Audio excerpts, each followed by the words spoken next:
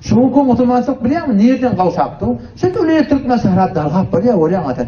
Hijab jaýynyda, zekat jaýynyda, üçür jaýynyda, mehr muhabbet kuldan ardan gidigidi. Näme zatda faqat riyakady göz için bolar, göz için bolar. Nämen için bilýärmi? Bir keppaşyny biz düşünmän barýar. Şu bir kepşini düşünsen hemme zat eliňe gelýär ha. Şoňky musulmançylygyň gatyrady bolýar. Ata cennet atna barýarlar. Näme dip bilýärmi? Şu bir kepşini düşünmän. O kelime la ilahe illallah Muhammedur Resulullah. Şunu düşünün aslında. Şeytan tarafından fersemi kaldırıyor. He kulturman. Bu hemmek biliyor ahimay. Hemmek biliyor bu var. Tebliğ ne var? Buna ne istiyor kafa koyalım. Buna ne istiyor? Buna nereden geldi? Bundan geleni Mekke'den getirdi bular.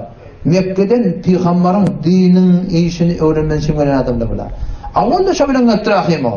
Awalla kafa elimler tirgepti şu din yerleri. Maqtumul özgü dini bozdular. Aqlim şehir gediler. Cefa çekip dini tanıdılar. Şu Mekke'den qayıp duracak sırallar din yerleri öz qaydana yok defeden. Ne kadar oğlansa yetim oldu lan.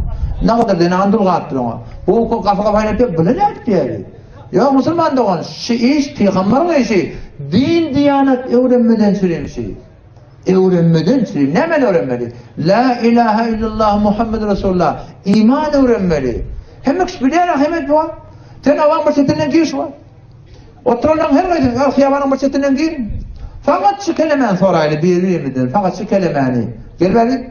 La ilahe illallah Muhammed Resulullah ne mi dedi? Kim biliyor şimdi? La ilahe illallah Muhammed Resulullah ne mi dedi? Şu kelimen düşünüyorum diye hitap edin o beydiydin o bey. Bizim korkluyorsunuz ne mi? Ayet kelimemiz ne mi? La yok. İlaha ilah yok. İllallah Allah'dan başka. La yok. Ne mi yok? İlah Allah ilah yok diye. İllallah Allah'dan başka. Allah'dan başka ilah yok diye Allah. Allah'dan başka ilah yok dedi ne mi? İlah dediği layık ibadet, layık itaat. Allah'dan başka layık ibadet yok. Fakat Allah'a ibadet etmeli. Allah'dan başka layık itaat yok. Fakat Allah'a oraya olmalıydı şey. La ilahe illallah. Oğlan ettir. Sahabeler gibi aydıptırlar eski sahabeler. Peygamberden sahabeler gibi aydıptır. Onu düşünüp aydıptırlar. Şu zamanla kafirler aytmaptır. Onu da düşünüp aytmaptırlar. Bizim aydıptır. Bizim hemen aydıptır. Huday beriptir de aydıptır. Yöne şu kelimen düşünler Müslüman da olan. Şu kelime bize ne misliyor? La ilahe illallah. Allah'dan başka layık ibadet itaat yok. Allah'dan başka ilah yok diyor. Allah Kur'an'ı başka bir biraz soraptır yani. Efera'ayte men ittehade ilahehu hava. O sen bir adamı gördün mü diye Allah. Efera'ayte gördün mü diye bir adam. Kime ya Allah?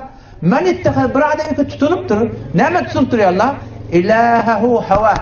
On ilahi hava ve hevesi diye. On ilahi öz kahişat-ı nefsaniyeti diye. Sen gördün mü şunu ya? Kim söylüyor? O la ilahe illallah. Allah oraya olmalı. Bu ne mi? İyi de oraya olmalı. O ne Türk mesela su var. İyi de oraya olmalı.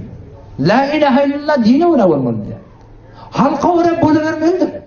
La ilahe illallah halka oraya olmalı. Adam şu tane şu Türkmen Müslümanlık var ha. Namada bir paybet bol filmda. Aydan sözümüzden ön haber mi diyor. Ganimet olsa bolar. Ganimet yok mu yıllar?